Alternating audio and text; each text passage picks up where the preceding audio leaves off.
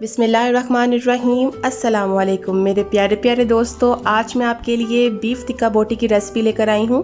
मैं आपको बताऊँगी कि आपकी बीफ टिक्का बोटी हार्ड क्यों हो जाती है, अंदर से कच्ची क्यों रह जाती है, इतनी मेहनत के बाद बाज़ार की सी खुशबू क्यों नहीं आती। इंशाअल्लाह सभी बातों के ऊपर डिस्कशन होगी और आज आपको एक परफेक्ट रेसिपी मिलेगी। करना आपने क्या है, इस वीडियो को एंड तक देखना है और एक एक पॉइंट को नोटिस करना है।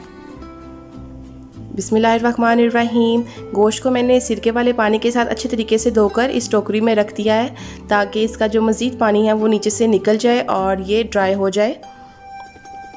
तो यहाँ सबसे पहले हमने एक बोल लेना है और उसमें डालेंगे हाफ़ कप दही और साथ इसमें डालूँगी मैं 1 टीस्पून ज़ीरा पाउडर और साथ इसमें ऐड करेंगे 1 टीस्पून सूखा धनिया पाउडर और अब जाएगा 1 टीस्पून कुटी हुई लाल मिर्च।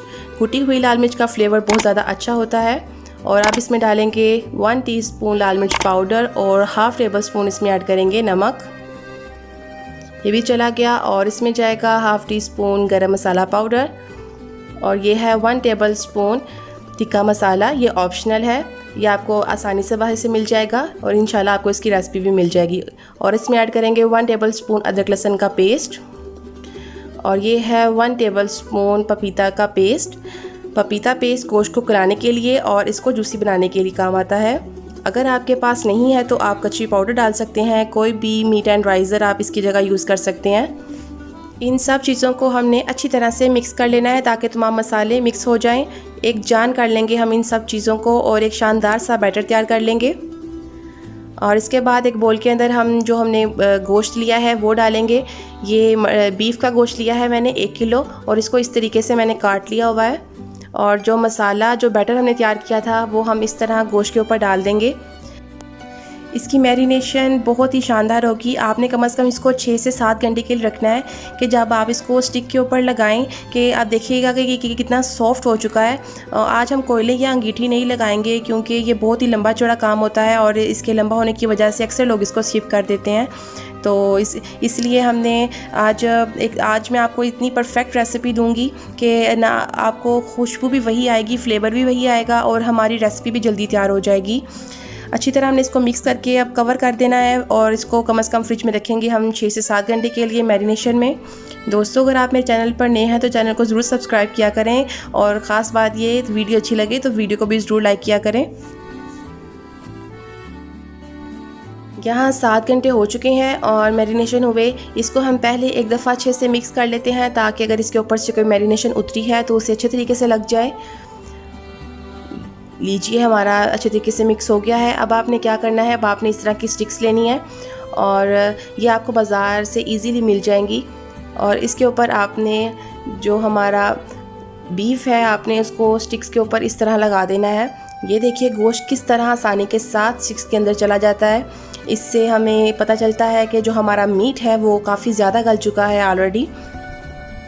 और इस तरह आपने स्टिक्स के ऊपर इसे लगा देना है। ये लीजिए, इस तरह आपने 4 से 5 बोटियाँ इसके ऊपर इजीली लगा देनी है और कितना ही खूबसूरत लग रहा है।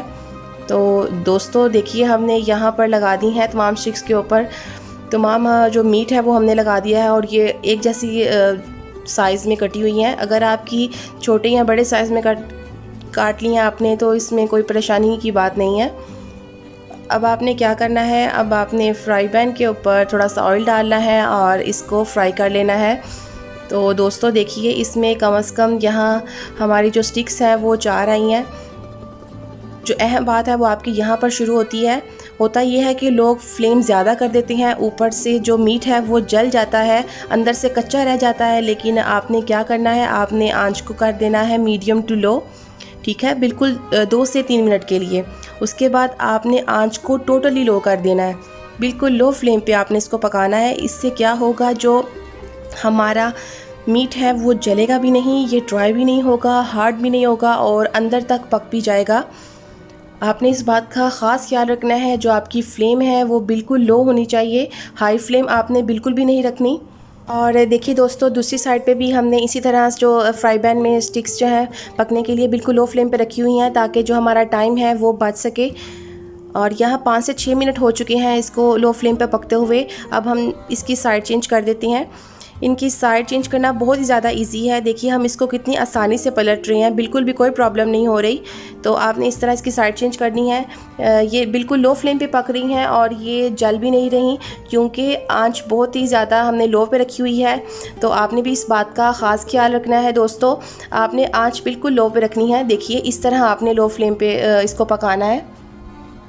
इस बात का आपने ख़ास ख्याल रखना है। अगर आग जो है आपने तेज़ रखी तो ये जल जाएंगी और अंदर से कच्ची रह जाएंगी। तो आपने इसको पकाना है लो फ्लेम पर तकरीबन 15 से 20 मिनट पे, तब तक ये आपका रेडी हो जाएगा। तो ये हमारा रेडी हो गया है और हमने तमाम स्टिक्स को एक फ्राई पैन में कर लिया है। और अब आपने करना है एक शानदार सा काम, एक जला हुआ कोयला लेना है और इसको पैन में रख देना है। पहले आपने ढक्कन हाथ में पकड़ना है, फिर आपने ऑयल डालना है, क्योंकि अक्सर ऐसा होता है कि ऑयल आप पहले डाल देते हैं और ढक्कन बाद में पकड़ते हैं। इतनी देर में हमारा जो स्मोक है वो ज़ाया हो जाता है। इस चीज़ का आपने ख़ास ख्याल रखना है। पहले ढक्कन को हाथ में पकड़ना है, फिर आपने ऑयल डालना है। आप यकीन करें, आप माने या ना माने, इन बोटियों की खुशबू हमें बिल्कुल वैसी ही मिलेगी जैसे मार्केट्स में आती है। तो लीजिए हमारी टिक्का बोटी की रेसिपी बनकर तैयार है। ये बिल्कुल वैसे ही तैयार हुआ है जैसा मार्केट्स में खुशबू और जायके से भरपूर होता है। तो ये बहुत ही ज़्यादा लजीज है और फाइनल लुक को मिस मत करिएगा दोस्तों। अल्हम्दुलिल्लाह माशाल्लाह हमारी टिक्का बोटी बनकर तैयार है। अगर आपको ये रेसिपी और वीडियो अच्छी लगी है तो लाइक और शेयर ज़रूर कीजिएगा। तो ये रेसिपी बहुत ही ज़्यादा लजीज है दोस्तों। अब मैं आपको इसको तोड़कर दिखाती हूँ कि ये अंदर से कितना ज़्यादा सॉफ्ट है और कितना ज़्यादा जूसी है। लीजिए दोस्तों, ये बहुत ही ज़्यादा अंदर से सॉफ्ट और जूसी तैयार हुआ है। अगर आप ये रेसिपी घर पर ज़रूर ट्राई कीजिएगा, ये बहुत ही ज़्यादा आसान है। तो और प्यारे, और मुझे कमेंट्स में भी बताइएगा कि आपको ये रेसिपी कैसी लगी। तब तक के लिए अपना बहुत सारा ख्याल रखिएगा और दुआओं में ज़रूर याद रखिएगा। Thank you for watching, take care, अल्लाह हाफिज़।